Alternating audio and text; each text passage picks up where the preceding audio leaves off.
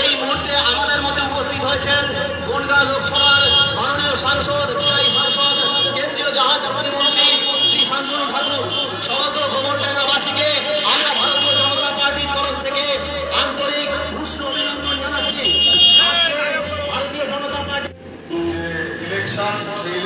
চলছিল সেখানে দেখা গেল স্টেজ ভেঙে বসে গেল, কি বলবেন আপনি তো এখানে মন্ডল সভাপতি? এই স্টেজটা ভাঙলো কি করে? স্টেজ কোনো ভাঙা প্রশ্নই আসে না এখানে।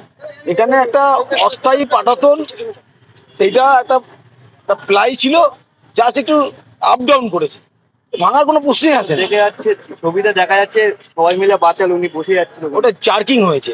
ব্যাপারটা হলো এটা অস্থায়ী পাটাতন, দেখবেন আপনারা খেয়াল করুন যে ওখানে নিচে কোনো বাসের খুঁটিও ছিল না, তাতে কি করে স্টেজ হয়? একটা অস্থায়ী স্টেজ, যাতে আমরা ওখানে র্যালিটা শেষ করেছি, যাতে এখানে আমাদের প্রার্থী তার বক্তব্যের মাধ্যমে র্যালিটা এখানে শেষ হয়েছে। কি নাম আপনার?